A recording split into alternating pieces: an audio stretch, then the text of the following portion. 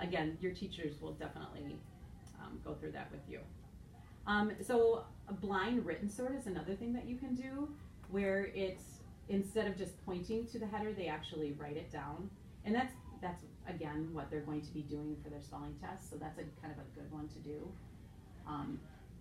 And then a word hunt. If you don't get to this at home, but it's just kind of fun to do if you're reading a book with them at night. Basically, they write their headers at the top of a piece of paper. You don't even have to do it. It can be much more casual than that. They look through books, newspapers, and magazines to find words that fit under their pattern words. So you could, if you're reading a book at home and you notice that they come across a long vowel sound that they have similar in their sort, you can point it out, or you could just say, we're going to go on a word hunt on this page of your story. So it's kind of fun for them to do, and they'll do that within their classroom as well. But supporting at home. So one of the things that you will notice that is attached to the sort that comes home is like a little slip of paper that will give you some guidance as to what you could do with your student. And so, like, for example, you can write your child's name, Joey, and throughout the week, here are some examples, like a regular sort they could do, a speed sort, a blind sort, write the words into categories as someone reads them. That would be a blind written sort, basically. But there might be a column for other, and that could just be anything that you do. Because, like, for example, if you do get some words home that you feel like, oh, they know all of these, you know, then do an extension to it. Have them, as you read them, use them in a sentence, okay? And then focus in on, okay, the structure of a sentence, okay? Here's what I'm expecting of you to do. Do you have your capital at the beginning of the sentence? Do you have your period at the end? Do you have spacing? Are you making sure that you're only capitalizing the words that are appropriate, okay? So you can always extend. Another thing to look at is that when they actually do their word check, they will be given, and I'm just gonna even show you what this looks like, additional words that fit the patterns of their sort, but they haven't had that week. So again, that's them transferring that. Maybe it's the long A sound with the silent E, and make was not in their sort.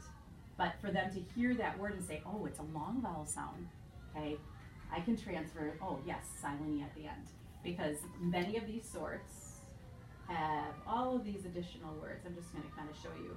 So here we have like the A-N, U-N, I-N. So working on that, the short A, U, and I, and then look at all these additional words that you could apply. So kind of going through in your head, what would be some additional words, and putting that into like a check-in with them throughout the week would be a great thing for you to do. So this home word worked at home, this might look different. We're probably going to tweak this a little bit to give you some more suggestions, and then just putting in other in there.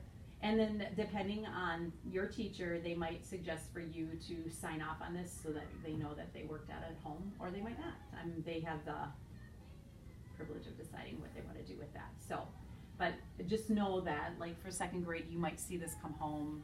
You'll probably see this come home like the week after semester 2 starts. And as of next week, they'll be getting it going in 4th grade. So, yeah.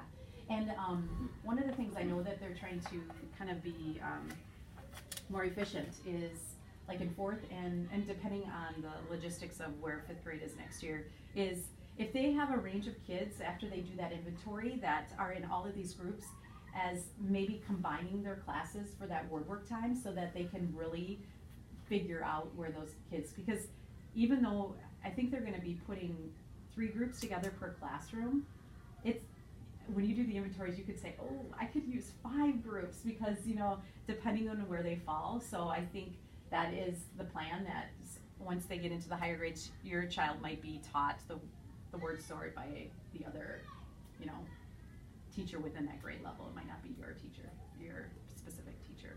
So, but do you have any questions? I do have a couple samples. Like, here's an example.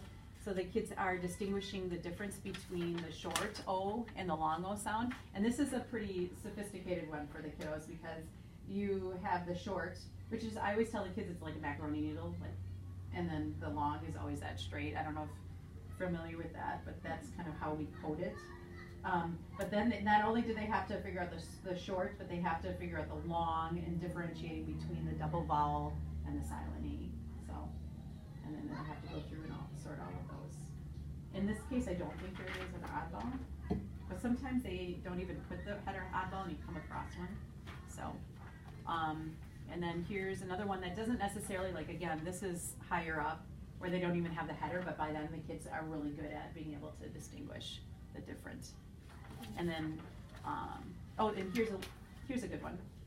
This would be the boss, the R with the AR, and then the short A. So they're having to hit those, and then there's an oddball in here too. I don't know which one it is, but yeah. And the day that they bring it home, they should know, like if you don't know which one is the oddball, they should know it.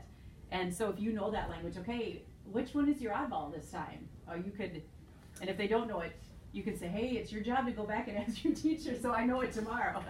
Put it on them. So, but I can show you, again, another thing that you can do is, my kids really like saving their sorts, and then like at the end of the month do like a ginormous sort where they kind of put it all out. They kind of would dig that. But another way you could do it is to, at the end, you could have them just glue in their sort at home. It could be another thing that they could do. Here's some examples. She glued in her sort, working on some words. I think this is just using in a sentence. Here she just did a typical sort, a written sort. Okay.